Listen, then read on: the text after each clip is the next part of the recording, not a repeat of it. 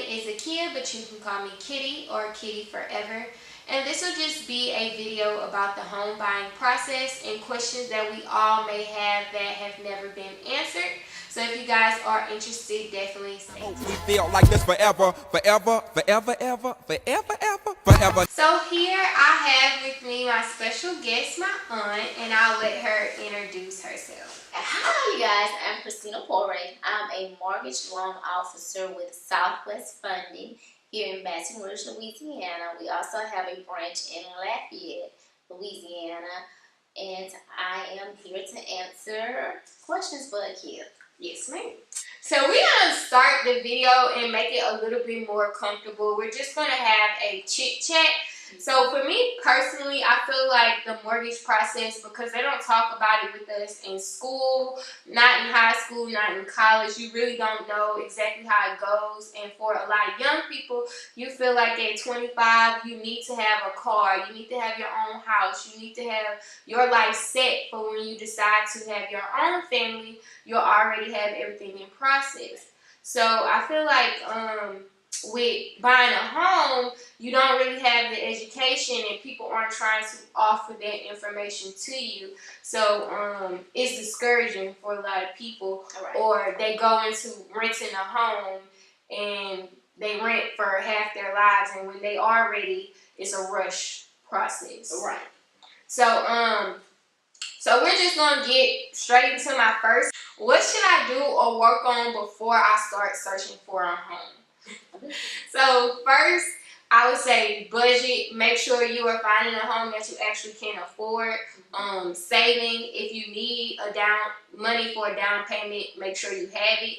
And the last thing would be evaluate your credit. Make sure your credit score is good enough to get a home, or you're at a comfortable place to afford a home without any additional problems. So that's from a buyer.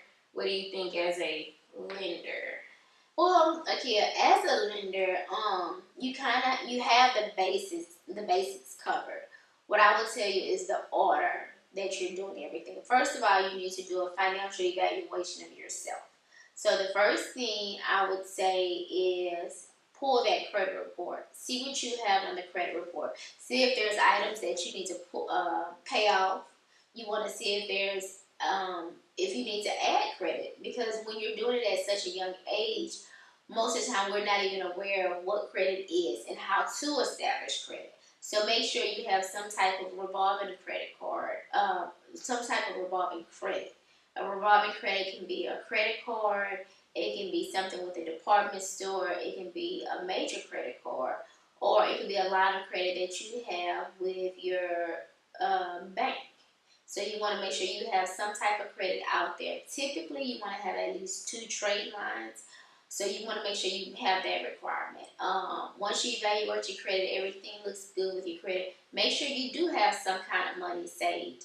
You want to at least have about 2 months of reserve saved. From there, you want to go ahead. Reserved as in you can pay all your bills for 2 months? Well, what they want to say is when we say reserves, we want to make sure as a lender that you have at least 2 months of your prospective mortgage payment in your savings account. Okay. So we want to say, okay, just in case there's an emergency, you can go to that emergency account and pull the money to pay your mortgage payment for 2 months, just in case you get sick and you don't get a check or something happened with your payroll. You still have money in a savings account that you can utilize to pay that mortgage payment. Okay. And from there, as long as you have the credit together, you have your money in the bank. Make sure you also have the time on your job. You want to at least have a good stable employment history, because you're so young. A lot of people say, well, you don't have employment history because you haven't been on your job 2 years. But if you've been in college or a VOTEC program, that is considered full-time employment. So they can utilize that. Exactly. So what if you take a break during college? Like, you know how sometimes I sit out a semester, or some people sit out a semester. Is that still considered you being a full-time student, or will that not be considered 2 years? Well, you took a break, but then the question was, did you work during that 2-year period? So if you worked, then you can say, okay, during my break in school, I still work full time. So as long as you have something to balance it out, then you should be okay. Okay. And another thing what we would do as a lender is request a copy of your transcript. You would give me a copy of your transcript, and we'll turn that into the underwriter to verify that you were in school, you had something going. Those are the basic things that you. Okay, so my next question will be, how do you find a realtor or lender, and who do I contact first? With me being young, I don't see realtors, and at first, I didn't even know that there were lenders. I thought that you just went to the bank, you tell them you get a mortgage, and they give you the money. I didn't think that you can go through somebody to get funds. Okay. First of all, since I'm a mortgage loan officer, I want you to come to me, Christina Poray. The first thing you need to do, because you're young, you're the younger generation, a lot of things you guys do is online. Mm-hmm. So utilize your Instagram, your Snapchat, or Facebook, which Google. I mean, when you go in the system, just put like realtors. And when you do that, a lot of them will pop up. And just go through their profile, because most realtors and lenders, they make certain things public. So just go through their profile and see what they're doing. And another thing that can happen, like if you go to the realtor first, and then the realtor say, okay, well, good, I can meet you in the house, blah, blah, blah, X, Y, Z. It's like, hey, but you got to get approved, because they need their pre-approval letter to attach to the contract. Mm-hmm. Okay, well, you go to your lender, and then they get all your information, and they look at your credit report, and like, 463? Girl, You can't afford you that house. can't. So now this realtor is calling you like, hey, what's going on, what's going on, what's going on? You're ignoring that call. So you're at the state where you're embarrassed. So to have more control of the situation, that's why I say it's easier to go to your lender, talk to the lender. The lender is going to sit down with you. They're going to request supporting documentation. They're going to look at your credit report. They're going to look at everything and tell you how much buying power you have. And once you know how much buying power you have more control, because you can say, hey, I'm already pre-approved. This is what I'm pre-approved for. This is the program I'm looking for. Let's go find a house. So my third question would be, what documents do you need to submit to your lender? Well, the documents that you need to submit to your lender at the beginning to just get a pre-qual is you need an enlarged copy of your driver's license and social security card. Last 30 days of your check stubs. You need W-2s for 2016. You need W-2s for the last 2 years. You also need tax returns for the last 2 years. And make sure on page 2 of your tax return, you sign the bottom. It's just like a nice thing to do. The thing you want to make sure that you don't do is you take a picture with your cell phone and send it over. Those copies are not, it's not a printed copy, so the underwriter doesn't like that, and so they'll send the file back to us for an actual copy of it. So those are the items that you need.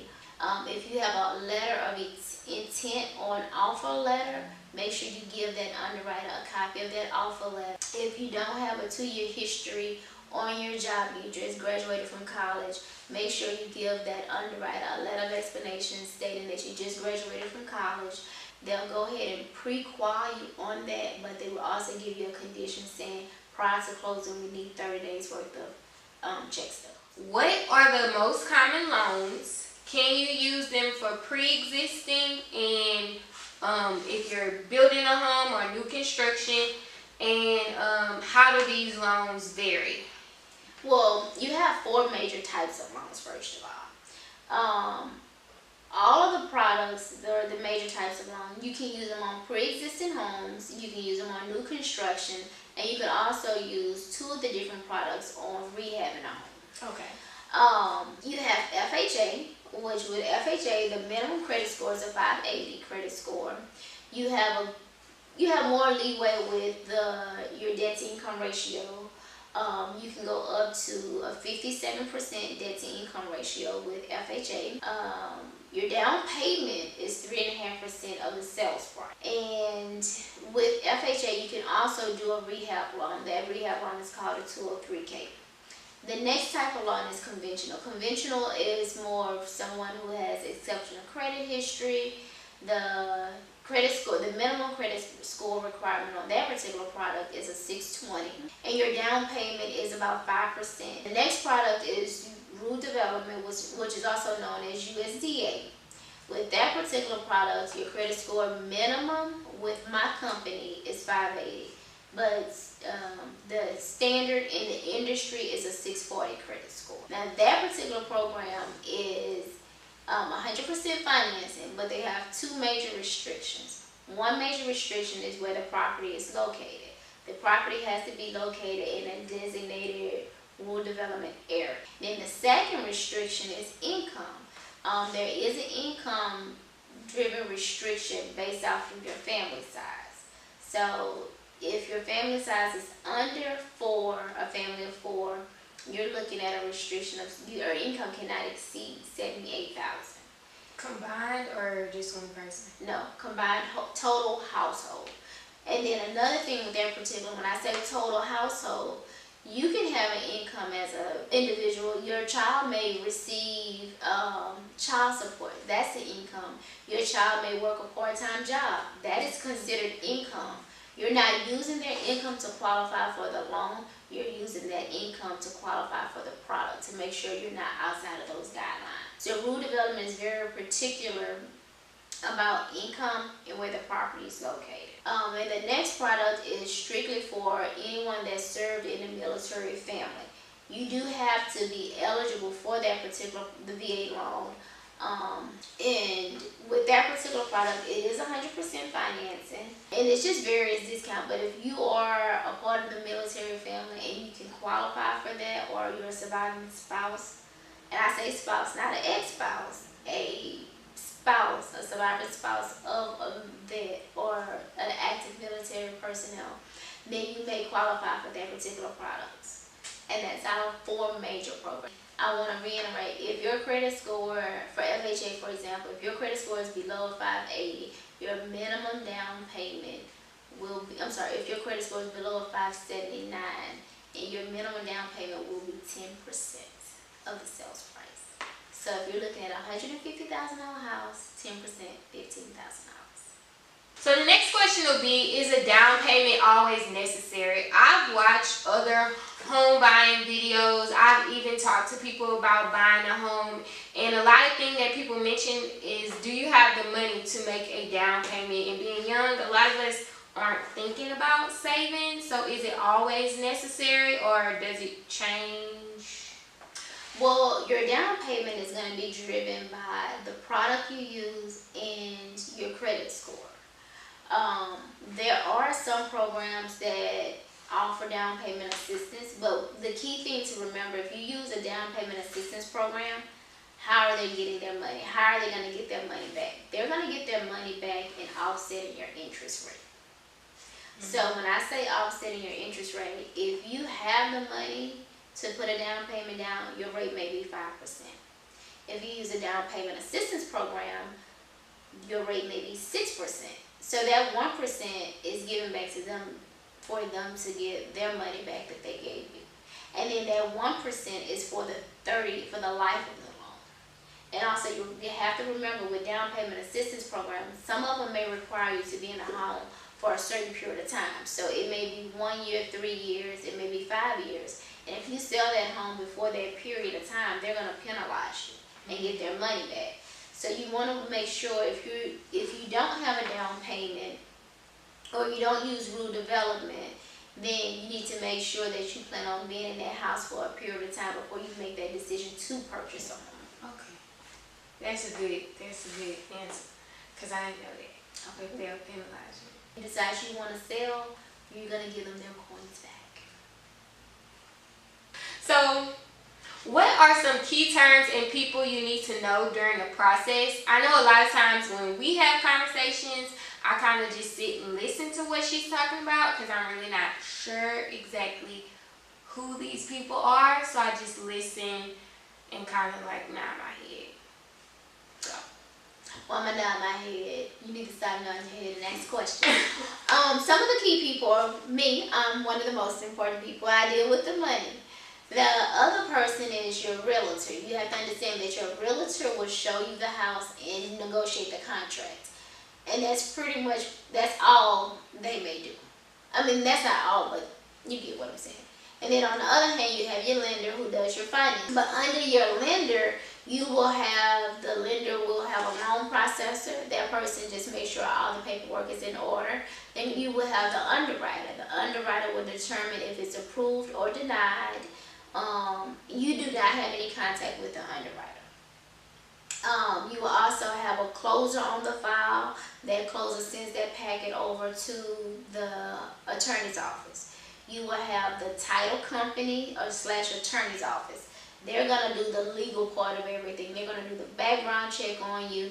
They're going to do a background check on the house as well as the seller and make sure that everybody in their party has vested interest that is appropriate, that can sign off on the home. They want to make sure you don't have any judgments or any liens against you. Also, as far as the actual home itself, you have to have an appraisal on the home. So you'll have an appraiser. That person will determine the value of your home. That person is an independent third party. Nobody, as far as the buyer's agent and then myself as the lender, have contact with that appraisal because we don't want to judge. We don't want to be biased. We don't want them to be biased when they give us a value. We want it to be very independent. You will also have an inspector, which is completely optional for you. You get that person to go out and they check that house from the rooftop to the foundation, and they tell you, well, hey, you may have this issue, you may have an electrical issue, you may have whatever issues with the house. They have to disclose that too. That's pretty much it with the people. Now, the key terms that you want to understand is that, and that deposit is also known as earnest money or EM. Anytime you give somebody earnest money, make sure it's a check. Make a copy of that check. Your lender needs that information. Another key term is your debt to income ratio. Your debt to income ratio, DTI, is the same thing. It's just your debt divided by your income, and that tells us how much buying power you have. Another key term is your APR. It's your annual percentage rate. Some other key terms are your LE, your loan estimate. You get that loan estimate once your lender has that signed contract in hand. They give you a loan estimate within 3 business days. The estimate gives you how much the loan amount is, the property address. It gives you details about your loan, and everything is an estimate. And then another key term is title insurance. You have title insurance and lender's insurance. Lender's insurance will only protect the lender if something happens with their particular property. Title insurance protects you as the owner with their property. So what are some common reasons that people get denied? I think that's very important because a lot of people start the process and can't finish the process. So we need to know what we don't need to do while we're trying to get home. The major reason why denial can be from many different factors. But what may alter your decision or your pre-approval could be you don't have enough income. Another thing that we see a lot in this industry is another factor that may alter the approval decision in this industry that we see or that I see a lot of is you're 1 week out from closing, signing your documents. You're approved. You go get your credit pulled because you want to get some new furniture, a new refrigerator in the house. Well, you just increase your debt to income ratio because you just had your credit pulled. That's a good reason to get a denial. Because you may be already at your max. Yeah, you go get a car, you may say, well, I already got the loan, it's approved, they're not going to pull my credit report anymore. Yeah, we can. We will pull your credit up while you're sitting at the closing table. And the other reason that I've seen people get denied is because they were not truthful on the application. One of the questions asks you if you're married. Not married in the mind, or not divorced in the mind. Are you legally married to someone? If you are legally married to someone, you have not You have to file a divorce decree. You are married. You need to put that on the application because that will affect your debt to income ratio. Some states are community property state, and when you're in a community property state, it is what it is, community property. You have to include their debt on your loan. It doesn't matter if you're not together. You're legally married. Keeping the money in your mattress, no, put it in the bank. That money has to be seasoned for 60 days. So we see a lot of denials with that. A lot of people go in and pull money out their mattress and stuff like that and just put it in the bank. Well, that money has to be in the bank for at least 60 days in order for us to say it's seasoned. The underwriter still can go and say, hey, I need you to tell me where this deposit came from 90 days ago. You have to include it. So those are some of the common things that we see in the industry. Establishing new credit. People not being as truthful on the application as they should be, especially about being married or not married. Either you're married or you're divorced. It's not in between. If you're not divorced and that judge has not put the stamp on it, finalize that divorce, that you're single in your mind. And making last minute deposits on the account that's in cash. You cannot do that. That is one reason that the underwriter will say, hey, we cannot do this loan. So my last question would be, how can I determine if I can afford my dream home? What's going to determine it, what we use in our terminology, is your debt to income ratio. That terminology is very key. You're going to hear that through the whole loan process. What is your DTI? Who is DTI? I don't even know what a DTI is, but DTI is your debt to income ratio. It is your debt divided by your income. So to get to the DTI, you're going to take all of the bills that you have that appears on your credit report along with the projected mortgage payment. Add those two numbers up, and then you're going to divide that by your income. Okay. And whatever that number is, that's going to be that percentage that you're looking for. You want that percent to be well under 50. So thanks for watching. If you guys are in the Louisiana area, I definitely will put my aunt's contact information, and you can contact her if you are interested in doing a loan or if you have any additional questions. And if you want to get a pre-approved for a mortgage loan, give me a call. My office number is 225-448-1532. And you can get in my DM, which I know what that means. We feel like this forever, forever, forever, ever, forever, ever.